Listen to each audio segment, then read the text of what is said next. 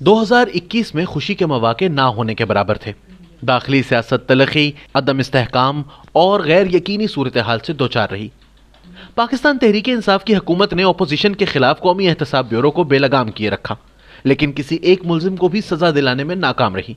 इसके नतीजे में न सिर्फ अपना बल्कि एहतसाब करने वाले इदारे का दामन दागदार किया। सबसे अहम बात यह है कि इमरान खान अपनी चमक दमक खो बैठे। एस्टैब्लिशमेंट के साथ एक सफ़े पर होने का बयानिया भी अपना तनतना खो बैठा। वो बयानिया जो इन्हें इक़्तिदार में लाया था और जिसने इन्हें गुज़िश्ता 3 बरस से सहारा दिए रखा। दरियासना हिज़्ब इख्तलाफ ने सूरत हाल से फ़ायदा उठाते हुए अपने पत्ते एस्टैब्लिशमेंट के सामने मेज़ पर रखे, ऐसे ऑप्शन उजागर किए जिन पर पेशरफ्त मुमकिन हो सकती थी। तहरीक इंसाफ हुकूमत की बदइंतज़ामी और बदउनवानी ने मईशत को बहरान में मुब्तला कर दिया है। तेजी से बढ़ती हुई महंगाई और गैर मामूली बेरोजगारी ने मेहनत कश और निचले मुतवसत तबके की कमर तोड़ दी है। नतीजतन हालिया ज़िमनी इंतखाबात में तहरीक इंसाफ को शिकस्त हुई। ये मुल्क भर में कैंटोनमेंट बोर्ड्स और खैबर पख्तूनख्वा में बल्दियाती इंतखाबात में भी हार गई। खारजा पॉलिसी के इम्कानात कम होते जा रहे हैं। चीन के साथ ताल्लुकात मुंजमद हैं, अमरीका गुस्से में है, सऊदी अरब के साथ ताल्लुकात सर्द मुहरी का शिकार हैं, भारत दुश्मनी पर तुला है, अफगानिस्तान हमारी बात नहीं सुन रहा। अंदरूनी सिक्योरिटी नाजुक सूरत हाल से दो चार है क्योंकि तहरीक तालिबान पाकिस्तान सरहद पार से हमारी फोर्सेस पर हमले जारी रखे हुए है। नई अस्करियत पसंद मजहबी कुव्वत तहरीक लब्बैक पाकिस्तान रियासत की अमलदारी और हमारे यूरोप के साथ ताल्लुकात के लिए एक संगीन चैलेंज बनकर उभरी है। चीन और आलमी इदारा सेहत जैसे हमदर्द अतिया दहिंदगान की तरफ से तैयारे भर भर कर मुफ्त वैक्सीन की आमद का शुक्रिया कि हुकूमत के लिए वाहिद कामयाबी कोविड-19 को कंट्रोल करना है। 2022 के चैलेंजेस वाज़े हैं। गैर जानिबदार चेयरमैन के तहत एक मुनसिफाना और मौसर वॉच डॉग बनने के लिए नैब की इस्लाह करना होगी। इलेक्शन कमीशन ऑफ पाकिस्तान की हौसला अफजाई की जाए और इसे बाइख्तियार बनाया जाए कि वो इस्लाह शुदा इंतखाबी कवानीन के तहत आज़ादाना और मुनसिफाना इंतखाबात की जमानत दे सके। टैक्स के निज़ाम को मजीद मौसर और मुनसिफाना बनाया जाए। फिजूल और गैर पैदावारी अखराजात को ख़त्म करते हुए मईशत पर पड़े गैर ज़रूरी बोझ को हटाया जाए। अतिया दहिंदगान और गैर मुल्की सरमायाकारों को एतमाद हो कि मुल्की निज़ाम मुस्तहकम है ताकि वो पुरएतमाद तरीके से सरमायाकारी कर सके, उन्हें अपने मुनाफे की जमानत हासिल हो।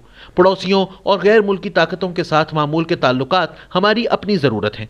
अस्करियत पसंद कुव्वतों को सर उठाने से पहले ही कुचल देना चाहिए। कौमी सलामती के तस्वुर में टैंक और बंदूकों के साथ साथ रोटी और मक्खन की फराहमी को भी कौमी कुव्वत का जरिया समझना चाहिए। इन मकासद में से कोई भी तहरीक इंसाफ की कायम हुकूमत में हासिल नहीं किया जा सकता। इसने रियासत के मुआवन सतूनों की मदद से चीज़ों को दुरुस्त करने का एक तारीखी मौका ज़ाया कर दिया है। बहुत से लोग ये सोचने में हक बजानिब हैं कि इस साल तहरीक इंसाफ हुकूमत की जगह लेने वाली पाकिस्तान मुस्लिम लीग हुकूमत पाकिस्तान को दरपेश बेशुमार मसाइल से कैसे निमट सकती है।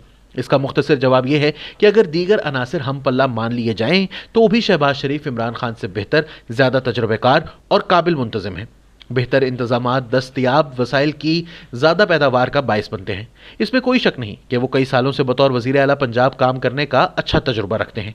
तवक्को की जानी चाहिए कि गैर मुल्की अतिया दहिंदगान और सरमायाकार इन पर ज़्यादा एतमाद करेंगे। जैसा कि हर इंसान में कुछ इनफरादी खवास होते हैं, नवाज शरीफ का सऊदी और कतरी शाही खानदानों के अलावा अमरीकी सदर जो बाइडन, तुर्क सदर अर्दवान और भारत के नरेंद्र मोदी के साथ ताल्लुकात में नरम रवी और खैर सगाली का उनसर नुमाया है।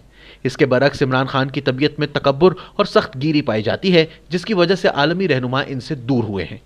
तवक्को है कि ये उनसर पाकिस्तान मुस्लिम लीग नून की हुकूमत के हक में तराजू को झुका देंगे। इन तमाम अवामिल से बढ़कर पाकिस्तान मुस्लिम लीग नून की हुकूमत अपने दौर के अवाइल में सख्त फैसले लेने के लिए अच्छे मशवरे सुन सकती है ताकि अगले इंतखाबात होने के करीब वो अपनी मेहनत के सम्राट से लुत्फानंदोज हो सके। यकीनन एक गैर मकबूल हुकूमत मकबूल मैंडेट की तरह सख्त फैसले नहीं ले सकती। यह हकीकत भी कम अहमियत की हामिल नहीं कि मुस्लिम लीग नून की मरकजी टीम में शाहिद खाकान अब्बासी, इसहाक डार, मिफ्ता इस्माइल, एहसन इकबाल, ख्वाजा आसिफ, मुसद्दिक मलिक, खुरम दस्तगीर खान, मरियम औरंगजेब, आजम तारड़ वगैरह जैसी अहम शख्सियात शामिल हैं। इनकी मौजूदगी में नून लीग तजुर्बे और पेशावर महारत के तकाबुली जायजे में किसी भी जमात से बढ़कर है।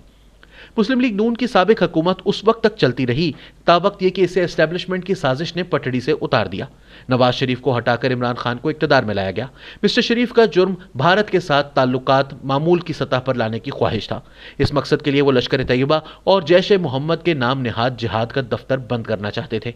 इसके अलावा वो काबुल और तालिबान पर जोर दे रहे थे कि अमरीकी हिमायत याफ्ता अशरफ गनी हुकूमत के साथ अमन मुज़ाकरात में शरीक हों।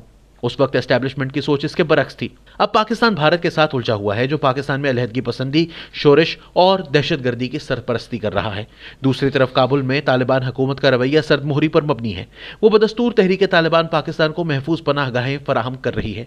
अमरीकी हुकूमत का पाकिस्तान से रवैया गैर दोस्ताना है। वो अफगानिस्तान में अपनी जिल्लत आमेज शिकस्त का जिम्मेदार पाकिस्तान को ठहराती है।